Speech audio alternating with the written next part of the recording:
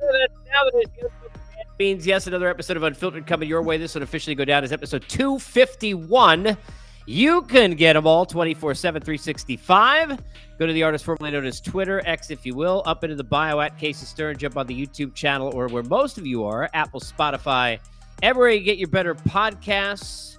And this is a special one today, Reunited, because it feels so good. Former broadcast partner. You can find him all week long on Loud Outs on MLB Network Radio. He is an Emmy Award-winning analyst for AT&T Sportsnet with the Rockies. And he is the great Spilly, Ryan Spilborghs. Spilly, I appreciate this, buddy. Good to be back with you. How are you? You know what? Every time I hear your voice and we start going through, like our opens together, it feels really good, man. It feels always good to do a little broadcast with you, man. It's good to see you. It is good to see you, too. It is also good to be seen. So let me get this out of the way. Bet Online, your number one source for your sports betting needs. Finds a matchup reports for baseball, basketball, boxing, golf, and more. They're the fastest and easiest way for all your wagers, betting, casino, and card games, and they're all available right now from your phone. So get over to the website, people. Use your mobile device. Sign up today. Get in on this action. And remember to use the promo code BELIEVE, BLEAV. It'll get you a 50% welcome bonus on your first deposit. It is Bet Online where the game starts, and I'm getting started here and getting this right out of the way because I know you're at Dodger camp today. I want to get into the Dodgers and talk about all the free agents, but let's halt this thing. So take me to imaginary moment where you are sitting there in a batter's box or on photo day and you realize you're wearing see-through pants. Like, have you thought about what it would be like because you watch players nowadays and most of their situations you've experienced. This is one that's going to be in a small list, Billy, of something you've never had to go through before. The see-through pants situation. What the hell? I can't wait for the first rain delay. That's what I'm looking forward to. I think there is a giant miss. Like Nike, I think the story goes Nike outsourced the manufacturing of these uniforms to Fanatics. And Fanatics just destroyed it. So I think there's got to be some resolution. It's also really funny. Look, Casey Schmidt is loving it, right? The guys that are being highlighted. And I mean, like, there's no such thing as bad publicity because it's been good. Look, as much as these uniforms are awful, they look terrible. Spilly, forget the see-through. They look terrible. They look terrible. Look, the numbers are too small. The names are the letters aren't too big. Like the pipe, like they're terrible. They look cheap. They look cheap. So. Hopefully they get resolved. Otherwise, these players are just going to wear last year's bottle. But I will say the amount of GIFs and memes, my favorite one so far that I read was, I'm not buying my wife lingerie. I bought her a pair of Fanatics pants. And I'm like, God, that's so good. Like, all these things are so good. So I love it. I'm looking forward to when a guy hits a homer, I'm just going to call it a dong. That way you don't know the difference. And just have a blast with it. I mean, there's so many places for us to just run away with it. Here's the thing that I really can't fathom, which is the crazy part. It looks like it was created on MLB The Show by a 12-year-old. You know, like, you can create the jerseys there for like your favorite team and you put the lettering and the numbering. It looks horrific. Like, how the hell did this pass however many people at three different entities, the league, right, Nike, Fanatics, to even get to this point? And then the other part is, how do you fix it? Because, like, the part that I hate is, like, look, I know everybody gets in the commissioner for everything. I'm somewhere in the middle, but I would like them to just admit, hey, this sucks. We need to get it fixed. We understand. Don't worry, we're on it. What's wrong with saying that? Because you have to admit that you made a mistake. So what? So what? When was the last time you heard that coming from the commissioner's office? No, that's the problem. Never. I mean, it is what it is. You have channels to blame. You can say, hey, listen, it's manufacturing. It's supply chain issues, whatever. I mean, we've gone from the pandemic to issue central.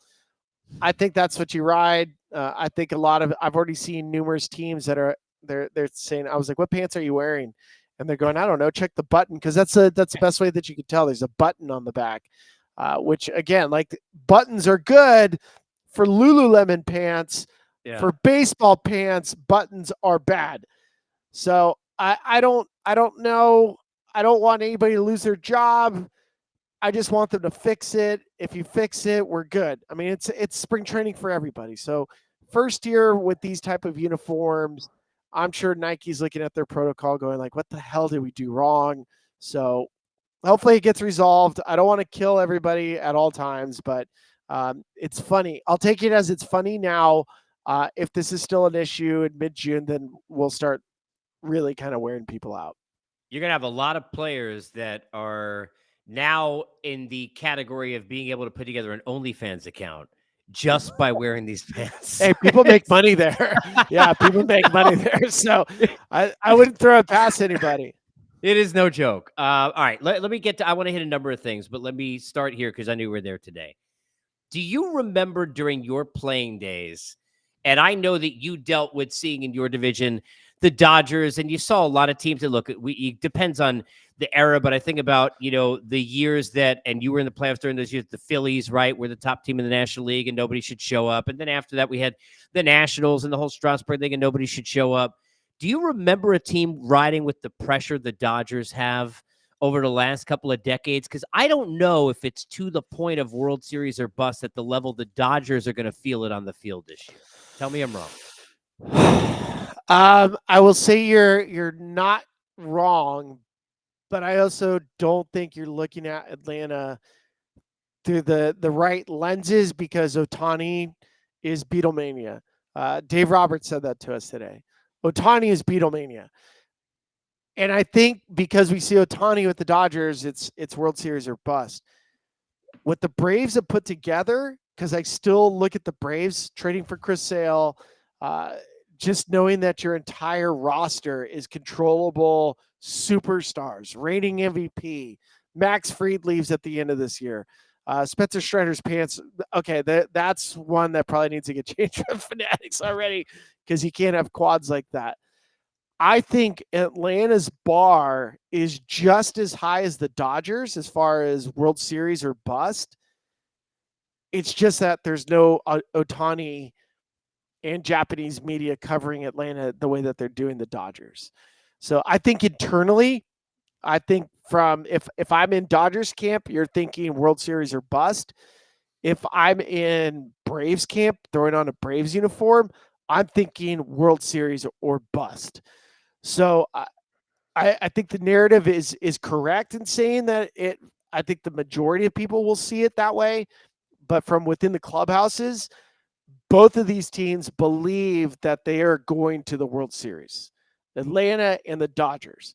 And I like, if I was to throw a third team in, especially if some of these price tags fall down for Jordan Montgomery or Blake Snell, I would say Philadelphia would be a World Series or bust team.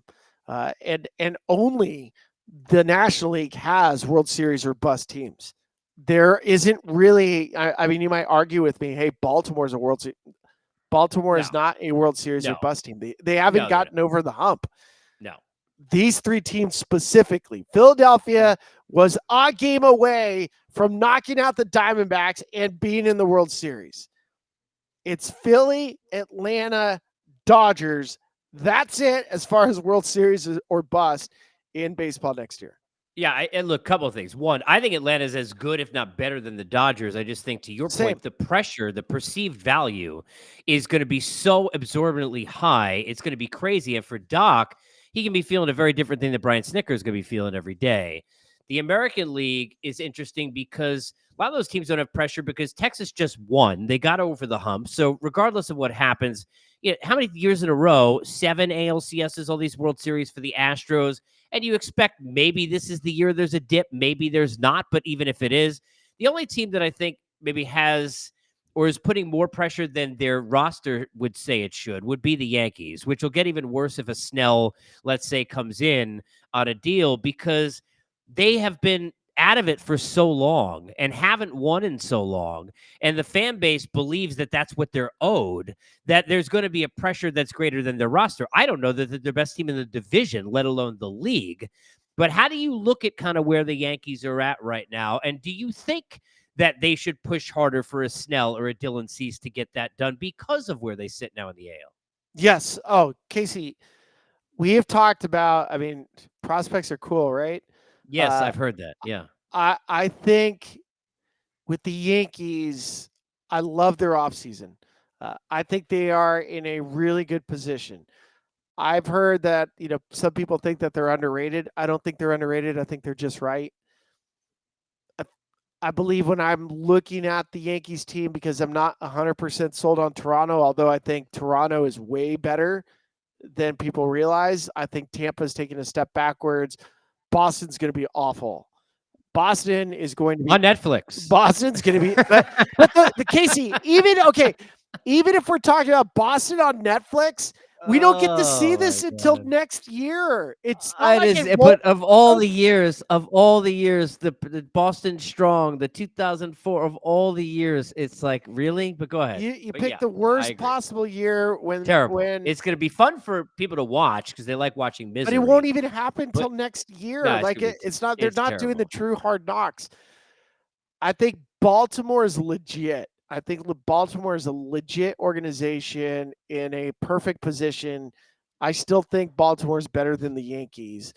But to your point, if the Yankees are in desperation mode, which I believe they should be, I really do. I don't think that this is like, hey, we set this thing up so we're going to be successful for a long period of time, like the Baltimore Orioles.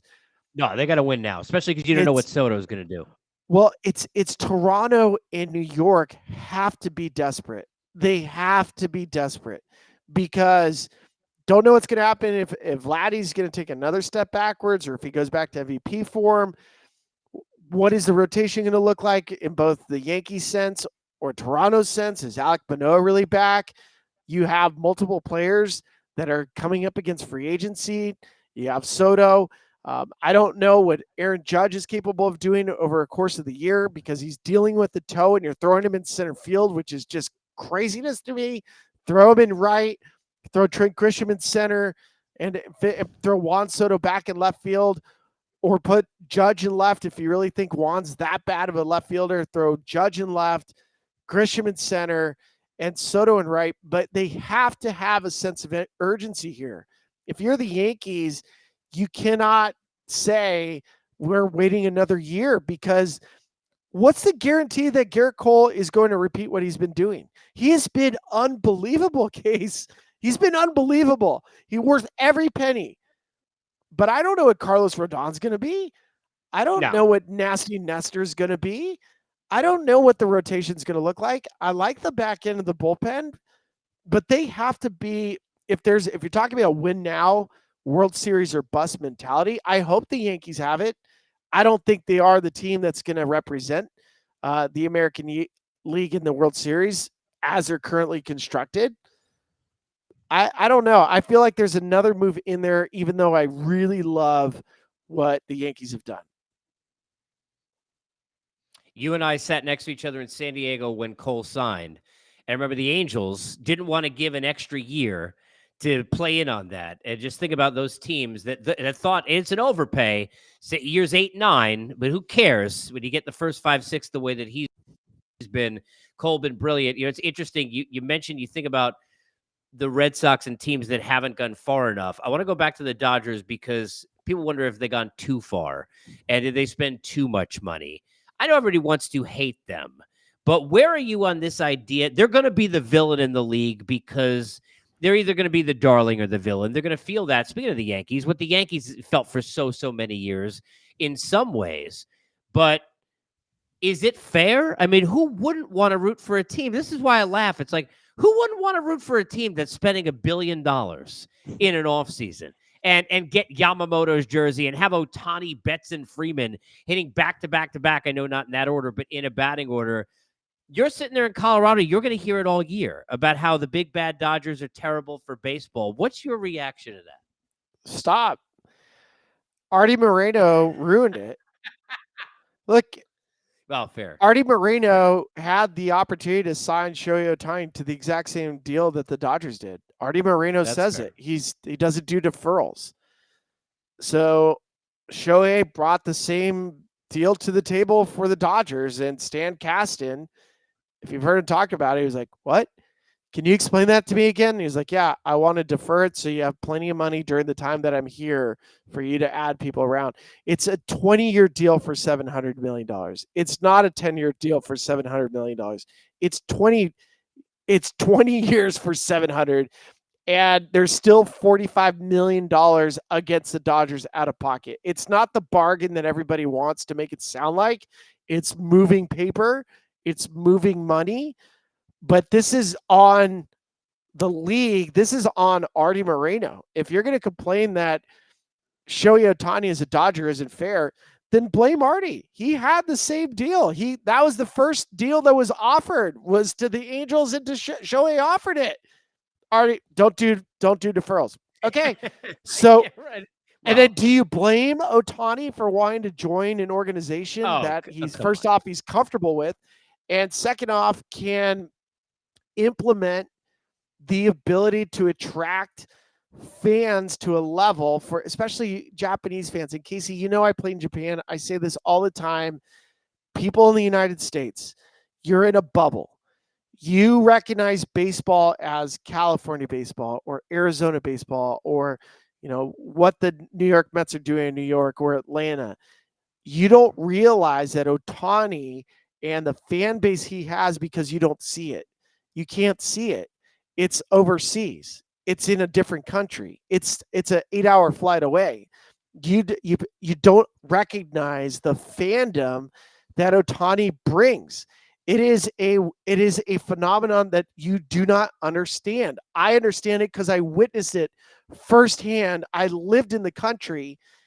Baseball is the top sport. It is the NFL times 10.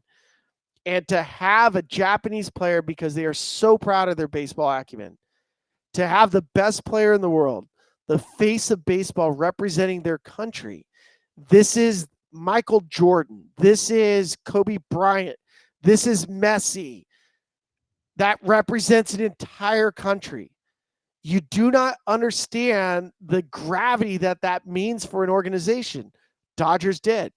There are Japanese fans that are taking flights direct from Tokyo to Phoenix right now to watch batting practice. This is the tip of the iceberg. So I think the Dodgers were able to take this opportunity, which again, this was basically, you discarded your future wife because you didn't want the deferral. It's absurd. Somebody else could have. So is Artie punted this thing, and somebody took it to the house. Well, here's the guy who didn't even. I was going to say, here's a guy who didn't even know if he wanted to own the team just a couple of months before that. Then could have sold Ohtani at the deadline and gotten a ransom before he was injured. Remember when he was? He could have done the same with Mike Trout. Correct. Could have done. Forget it. But your point, I want to go back to, because you're dead on. I remember a poll. I talk about this often. Years and years ago, they had ESPN does this poll every year. Top 100 most familiar or popular faces in sports, right? Athletes in the world. The only one that was in the top 100 that was a baseball player was Derek Jeter. He was number 13. He had retired 3 years before that. He was retired. Okay. Ohtani has broken the landscape of all of that. He's in his own world, but he's not alone with the Dodgers in terms of stardom. And now Yamamoto has joined him. And I'm just curious, because you're at the camp and we know how special the stuff is. So I know the repertoire is there. But what has been the reaction? Because this could speak to this better than me. Peers will see it differently. Hitters who then get to watch it, other pitchers who watch him throw a BP. What has been the reaction around camp to how special this dude is? He's special, but you have to do it in a game. Major leaguers will tell you this guy has a chance to be special, but he has to perform. So the reactions I got from Yamamoto today from his teammates is, yeah, but we got to see it. So there's this excitement about him because, oh man, exploding fastball, high command, location, both sides of the plate, up and down. He's able to speed you up, slow you down. There's a fork ball off of it, or split finger, whatever you want to call it. So you got a little bit of east and west, north and south. That's hard to do. It's hard to find a pitcher that has all four quadrants, and I can speed you up, slow you down. It's really hard to find. You got to go out and perform. And perform every what day? Is it every fifth day? Is it every sixth day? Are you going to have trouble with the baseball at first? Are you going to have trouble with command? We already saw Kodai Senga. Sorry to the Mets. Sorry to you. That shoulder capsule is an issue. Also, I want to point out, and I'm not knocking Yamamoto at all. I'm just pointing this out because I think this has been the biggest misnomer. Is he's 25 years of age, correct? Yep. Part of the reason why Yamamoto is able to sign this massive deal, and I'm so thankful to see the NPB and Japanese players break these numbers in this market, having never played the big leagues, because I'm telling you, Japanese baseball is that good. But my apprehension here is the 12 years, $325 million. This feeding frenzy for Yamamoto is based on the fact he was 25 years of age. Yamamoto in the last 6 years has thrown 1,000 innings, the same amount of innings that Blake Snell's thrown. So you have the same wear and tear on Yamamoto's shoulder, because an inning's an inning, a pitch is a pitch. Same for one guy's is literally, it's the same. Like it's tread on your tires. It's exactly the same whether you're talking to me about age. So you could be 25, you could be 30. 1,000 innings is 1,000 innings for a 25. Like King Felix was like 50 years old by the time he was 27 because he's been pitching forever, for example. Yes. So that's where I'm kind of like, yep. I think the Dodgers see it the same way. There's a little bit of protection. There's built-in protections. Why they went for a James Paxton. I think they're really happy about Tyler Glass now. It's also why they built their rotation where it is, which is not an innings-eating rotation. They're just going to hammer you for as many times through the lineup that they give that they're comfortable at. They've been top. They were 22nd in baseball last year in innings pitched from a starting rotation. They're probably going to be lower than that this year. That's okay. That's how they want their rotation to work out. It's 5 innings built for the postseason. But you're talking about a unproven commodity that, Casey, do you think Yamamoto is a top 10 pitcher in Major League Baseball? I can't put him there until I see it. Okay. Top 25? I think talent, yes. On both, probably talent. But I can't put him there till I see it. So I get it.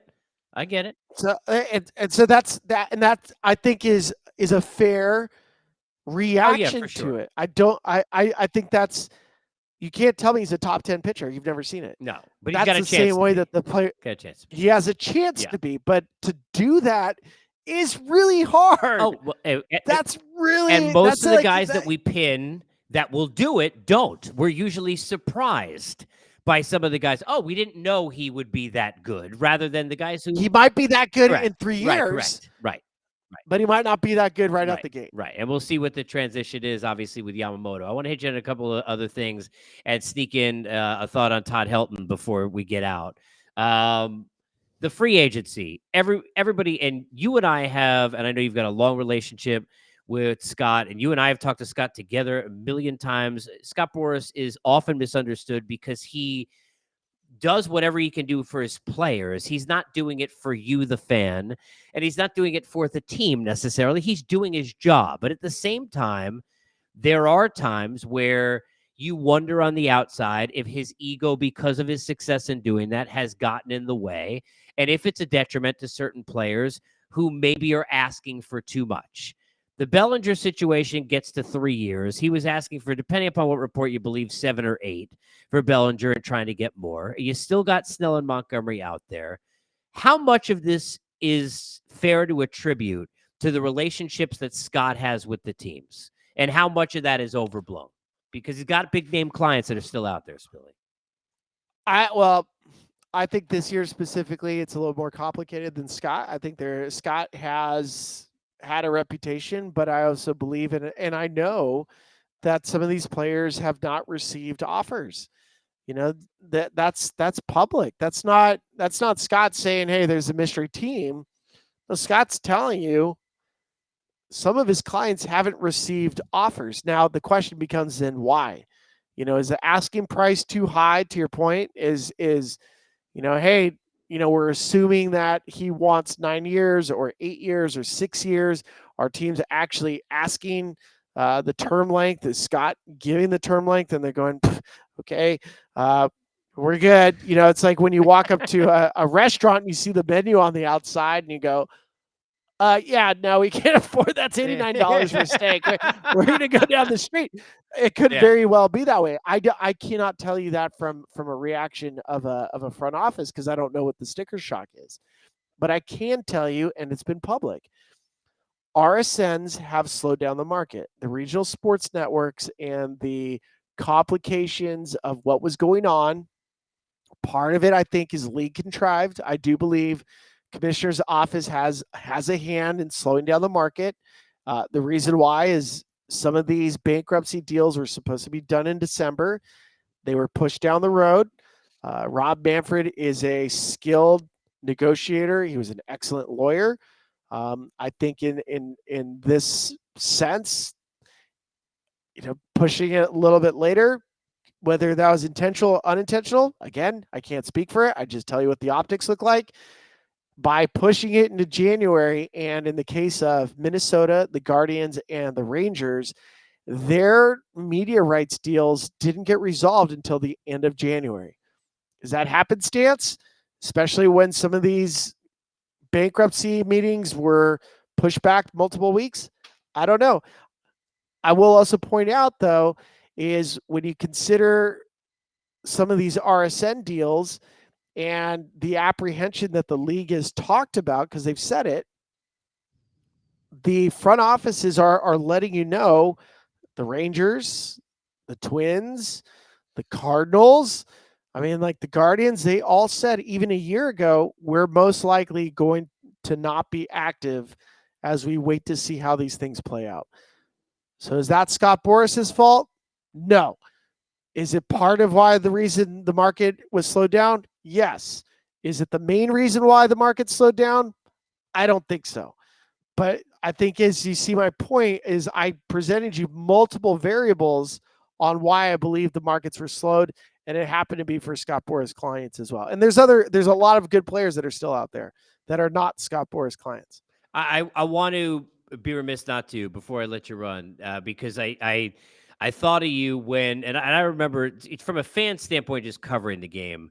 Todd to me has always been a Hall of Famer, but I know obviously much more so to the heartstrings to you because of the relationship and what he's meant to you, and getting a chance to see firsthand the leadership skills in addition to all the statistics.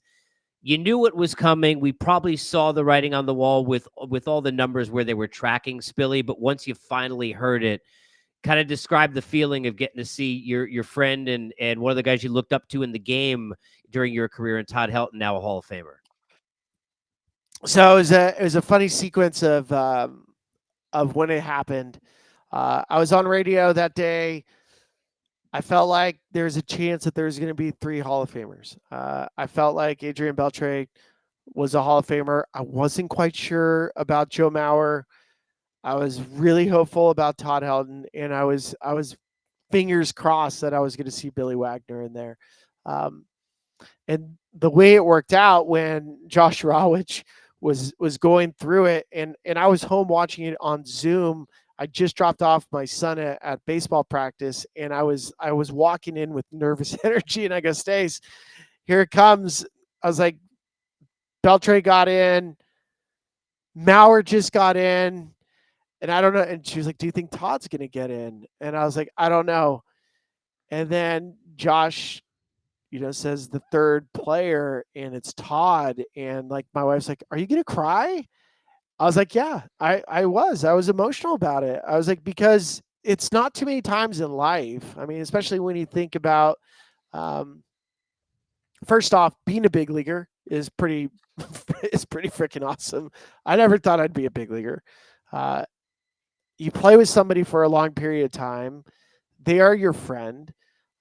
We used to have a teddy bear in our house that Todd would give first first time parents that was so ridiculously big. It was like a 200-pound teddy bear. It took a truck to get it home. But this teddy bear was called Mr. Todd, right? Like this big, stupid teddy bear. We would all jump. It's like a giant beanbag. Todd was a part of our kids, like that was part of the gift. And I know Todd was the one going to the to the teddy bear store to buy his Christy, his wife. But that's how, like we were connected to him. And when you think of the history of the game and 23,000 players and less than 350 of them are Hall of Famers, and one of those is a teammate of yours that you admire and is also a friend of yours that you admire, it's pretty cool. That's a pretty cool thing to see somebody get. Like that's not a normal occurrence. I don't think many people have friends that get inducted into Cooperstown. No. And I think that, to me, I remember many, many years ago walking through the hall and somebody saying that this is supposed to tell the story of the game, but the story of the franchises. That franchise that you have that relationship with cannot have that story told without him there. It just can't. So it's fitting for him. And look, as a former teammate that I admire, I appreciate you coming on. Always a pleasure. Make sure to wear, boxer briefs under the see-through pants if you decide to wear any. I feel like we've heard of stuffing the ballot. Stuffing getting your pants stuffed before a major league game. You're gonna have outfielders that have never worn a cup before. Are gonna wear a cup this year. Even if Adrian Beltre was playing now, I think he would have reversed his decision just considering with the pants. I always appreciate you, man. Stuffed ziti, stuffed. What else? Stuffed animals and stuffed baseball players. Where else can you get it? I appreciate you. Enjoy the rest of the spring training tour. We'll catch up soon, Spilly. My pleasure, man. Thank you, buddy. All right, there he is, Ryan Spilborghs, episode 251 in the books. You can catch us over on Twitter, X, if you will, YouTube, Apple, Spotify, everywhere you get your podcast. Unfiltered, as always, brought to you by our good friends at BetOnline.